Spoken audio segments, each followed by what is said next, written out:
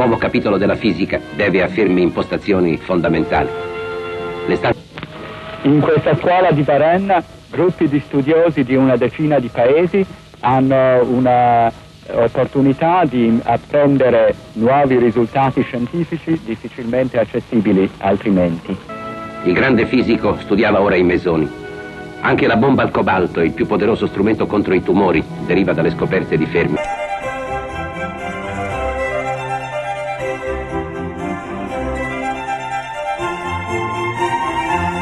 La specificità della scuola consisteva sin dalle origini nel per le classi scientifiche di quell'anno aveva per titolo Caratteri distintivi dei suoni. Chiedeva ai candidati di dimostrare una valida preparazione scientifica di livello liceale, ma il tema di uno studente che sostenne l'esame a Roma, cioè nella sua città, risultò essere così incredibilmente ben svolto che la commissione volle incontrare personalmente il suo autore, il cui nome era Enrico Fermi. Così racconta il fisico Emilio Segre, allievo e amico di Fermi. L'esaminatore di Fermi ricevette un saggio in cui dopo alcune note introduttive si trova l'equazione differenziale della verga vibrante, risolta per mezzo dello sviluppo in serie di Fourier, dopo aver trovato le autofunzioni e gli autovalori del problema. Tutto il saggio continua ad un livello e con una maestria che avrebbe fatto onore ad un esame di laurea universitaria. L'esaminatore... A scuola non faceva bene in componimento. Quelle qualità che dovevano diventare pregi della sua prosa scientifica, l'andare diritto alla meta senza divagare, la semplicità dello stile, l'evitare ogni parola non strettamente necessaria, sembravano sintomi di...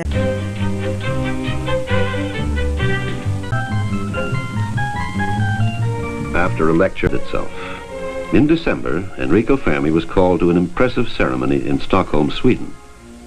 He had won the Nobel Prize in Physics for 1938 for his discovery of new radioactive substances produced by neutron bombardment. The great work he and his group had begun in 1934. Seated next to Fermi, the Nobel Prize winner in literature, Pearl Buck.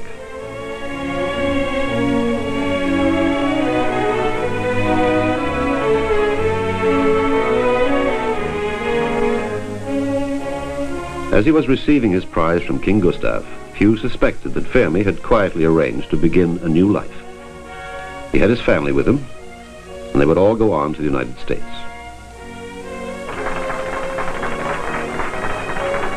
Fermi's arrived in New York in January 1939. He would be welcomed by I.I. Rabi. Fermi, then at Columbia, immediately saw the possibility of a chain reaction building up. As he explained it himself in a lecture given later, if there is fission with graphite. And if that were true, a piece of pure uranium itself might well be made into a weapon. It was decided to take action. This was no longer basic research, but urgent war work in Rome. The young nuclear physicists on his team responded to his zest and warmth. Fermi later described the pile.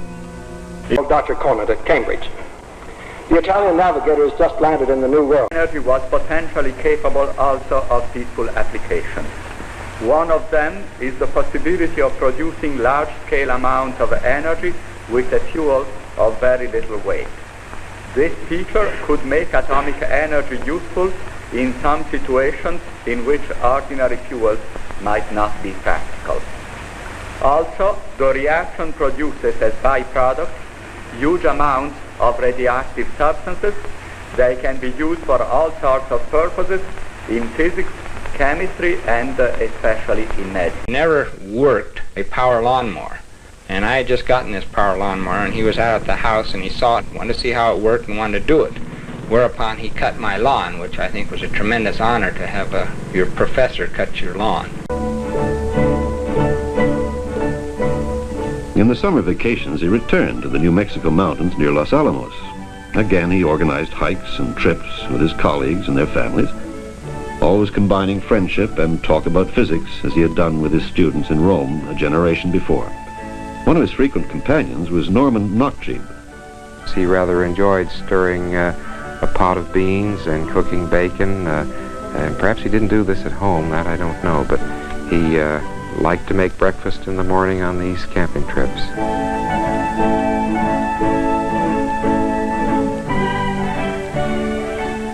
And Enrico would stop the car and get out his fishing pole, and some of the younger ones of us took our diversion by panning for gold. He didn't catch any fish, and we didn't succeed in getting any gold.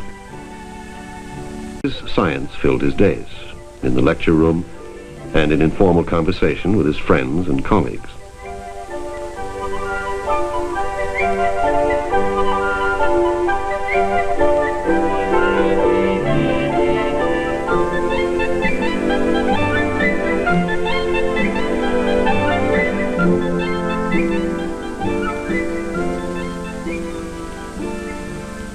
It was Fermi's last trip. He came home to discover that he had an incurable cancer.